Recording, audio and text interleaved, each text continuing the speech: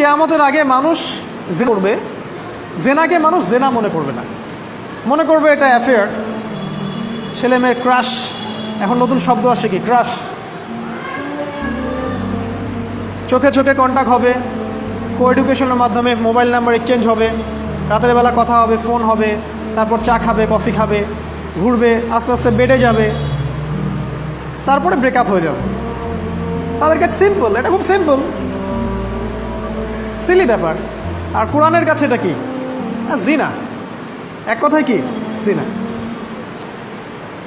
জিনায় লিপ্ত থাকা অবস্থায় দোয়া কবুল হয় না, কিন্তু মানুষ যদি এটা থেকে বের হয়ে তওবা করে আল্লাহর জন্যে, তার দোয়া অনেক বড় মানুষের দোয়ার মতো কবুল হয়। ওই 3 বন্ধুর একটা হাদিস আছে না, গুহার মধ্যে চাচাতো বোনকে একা পেয়েও সে ফিরে আসছিল আল্লাহর ভয়ে, আল্লাহ পাক তাকে ওই গুহা থেকে বাঁচায় দিচ্ছেন না? হাদিসটা পড়ে দেখবেন, অনেক বড় হাদিস। জিনা থেকে দূরে থাকলে হৃদয়ে নূর আসবে।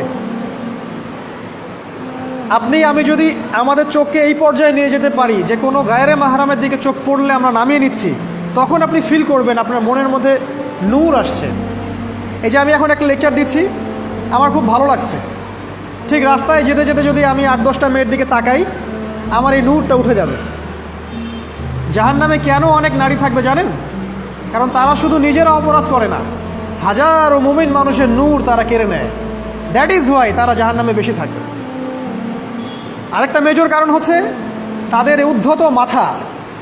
মেয়েদেরকে বলছি স্পেশালি, হয়তো এই কথাগুলো মেয়েদের কাছেও যাবে। তাদের এই উদ্ধত মাথা আল্লাহর বিধানের সামনে আত্মসমর্পণ করতে চায় না।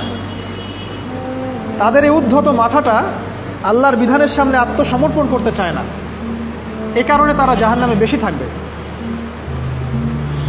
যে কোনো বিধান আল্লাহ তাদের সামনে বলেন, সব মেয়ের কথা বলছি না, ম্যাক্সিমাম বিভিন্ন যুক্তি তারা দিবে। সামি'না ওয়া আতা'না এই পর্যায়ের না, যুক্তি দিবে। পর্দা করলে কি এখন কেমন করে চাকরি করব, পর্দা করলে কেমন করে পড়াশোনা করা যায়, এখন তো যাইতেই হচ্ছে, কিছু তো করার নাই, বিভিন্ন যুক্তি, হাজারটা যুক্তি তারা দিবে। কে জানি তাদের ব্রেইনটাকে পুরো ওয়াশ করে ফেলছে।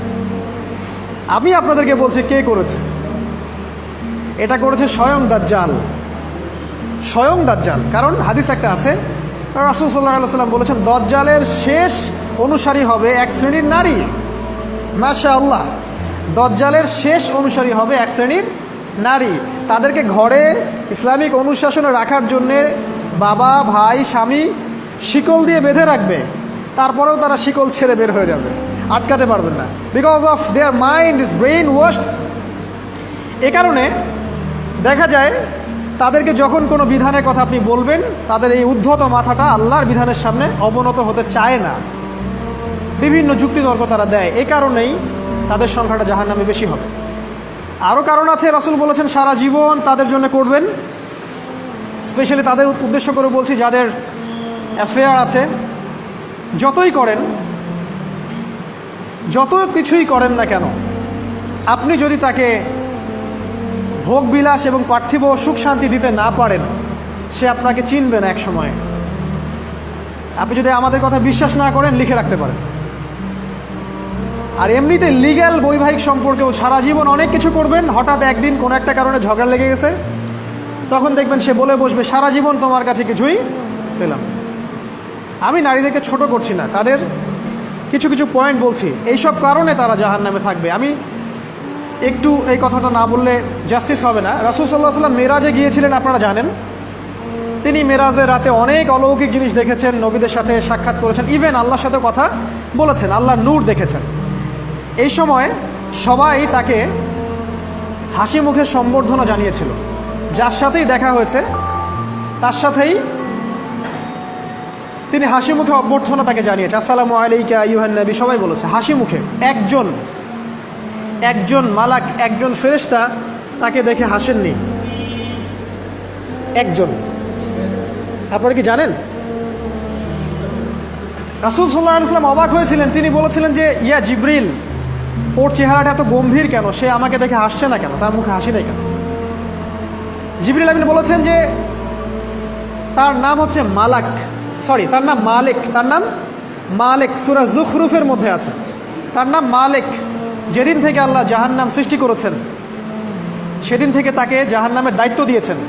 অর্থাৎ জাহান্নামের হেড অফ ডিপার্টমেন্ট ইনচার্জ, সেদিন থেকে তার মুখের হাসি উঠে গেছে। আমরা দোয়া করি আমরা যেন তার সাক্ষাৎ না পাই।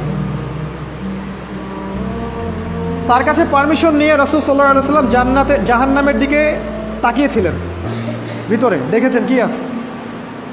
তিনি পরে যা ব্যাখ্যা করেছেন তা হলো, আমি দেখলাম সেখানে খালি মেয়ে আর মেয়ে, সেখানে খালি নারী আর নারী। এই হাদিসটা আপনার মাকে বলবেন, আপনার বোনকে বলবেন, আপনার মেয়েকে বলবেন, আপনার স্ত্রীকে বলবেন।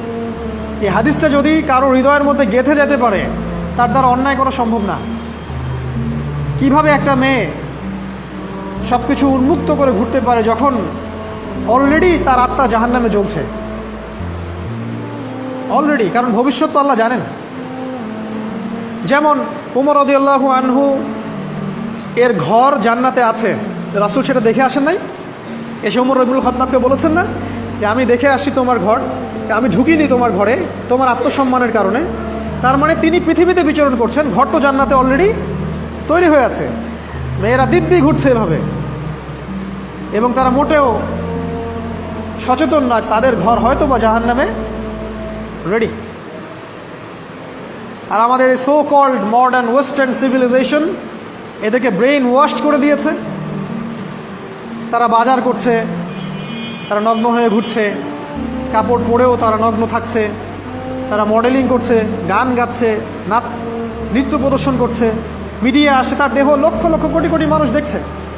হাজারো মানুষের নূর চলে যাচ্ছে, অন্যের নূর নষ্ট করে জান্নাতে যাওয়া যাবে না। রাসূল সাল্লাল্লাহু আলাইহি ওয়াসাল্লাম যে আলামতগুলো বলেছেন তার মধ্যে অন্যতম একটা আলামত হচ্ছে শেষ জামানায় মেয়েদের সংখ্যা বাড়বে, ছেলেদের সংখ্যা কমে যাবে। ইভেন একটা ছেলে 40টা মেয়ের দায়িত্ব নিবে। এটা আবার ভাববেন না 40টা ওয়াইফ, মা, খালা, নানি, ফুফু সব মিলায় 40। আর সামনে যে মহাযুদ্ধটা হতে যাচ্ছে এরপরে এরকমই একটা অবস্থা হবে যে ছেলেদের সংখ্যা পৃথিবীতে থাকবে না, খুব কম, এবং বেশি বেশি মেয়ে একটা ছেলের কাঁধে চলে আসবে। এখন অবশ্য আমাদেরকে ওই যে পশ্চিমারা শিখিয়েছে একটা ছেলে একটা মেয়েকে বিয়ে করবে। জেনা অনেকজনের সাথে করতে পারে, বাট বিয়ে একজনকে করতে হবে। এখনও যদি কোনো হুজুর বা কোনো ব্যক্তি, হুজুর না, কোনো আলেম, কোনো স্কলার বা যে কোনো ব্যক্তি দুটা বিয়ে করে, মানুষ মনে করে something is wrong, something is wrong with him.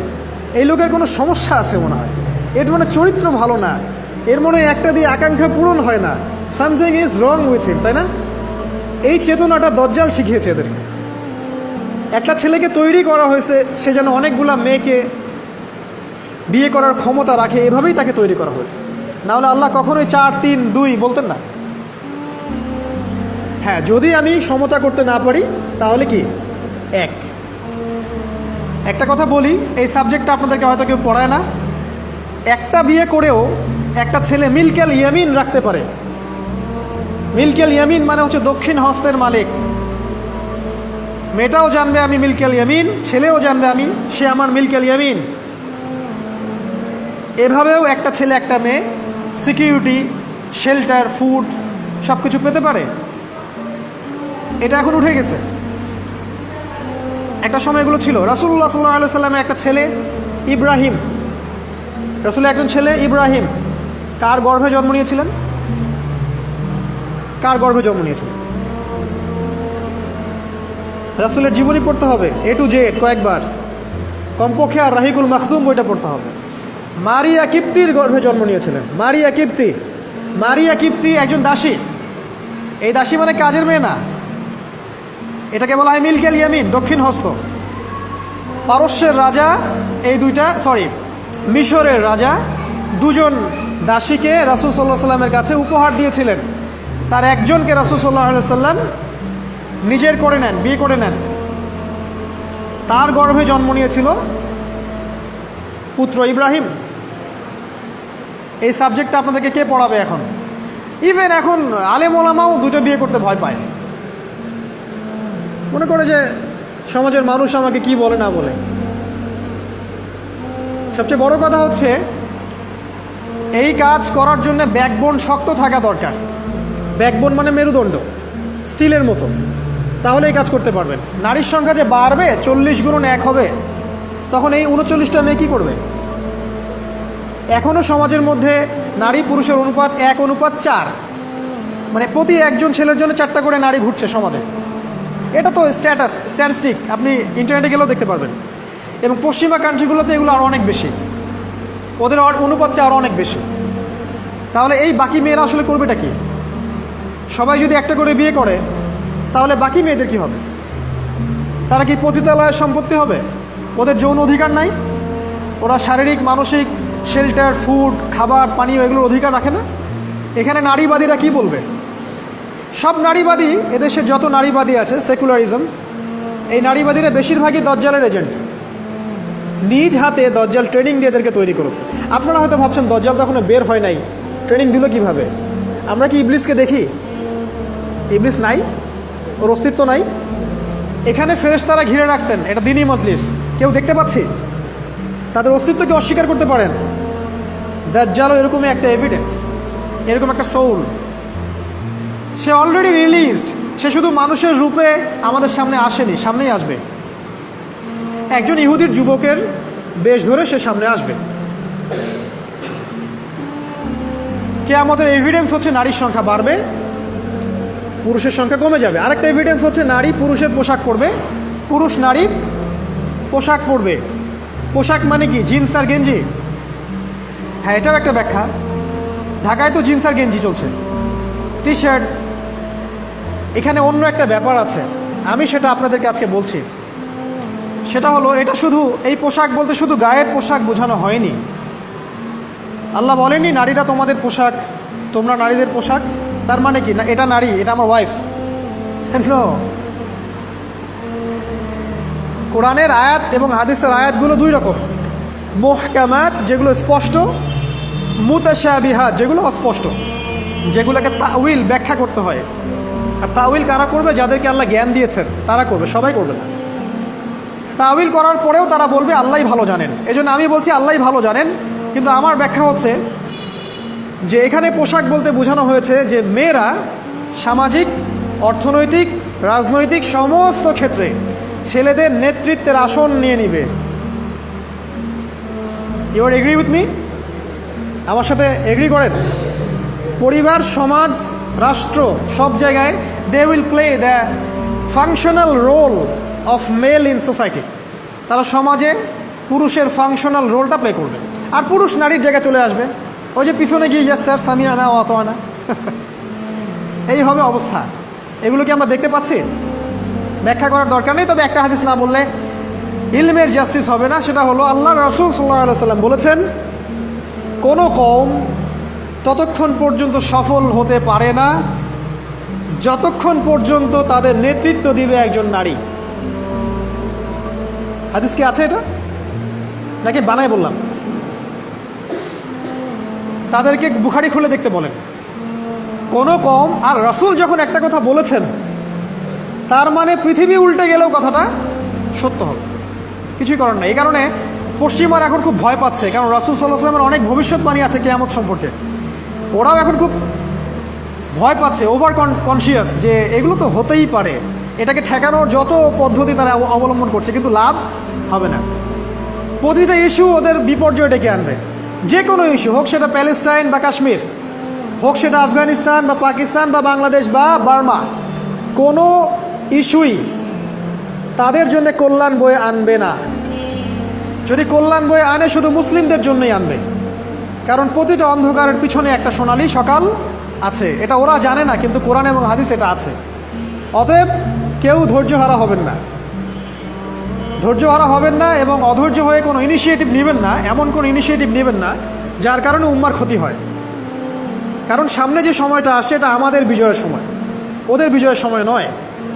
All you have to do, আপনাকে শুধু এতটুকু করতে হবে, জাস্ট বি প্রিপেয়ার ইউরসেলফ। নিজের প্রস্তুতি নিজে নেওয়া শুরু করেন, কারো দিকে দেখার দরকার নেই। এবং অবশ্যই collectively, as a Umma, as a nation, কিয়ামতের আলামত হচ্ছে নারীর সংখ্যা বাড়বে, পুরুষের সংখ্যা কমবে। নারীরা পুরুষের পোশাক পরবে, পুরুষরা নারীর পোশাক পরবে। পোশাক মানে সোসাইটির ফাংশনাল রোল। মানুষ হালাল হারামের বিবেচনা করবে না, মানুষ জেনা করবে, জেনাকে জেনা মনে করবে না, মানুষ মদ খাবে, মানুষ মদকে মদ মনে করবে না। হারা গেছে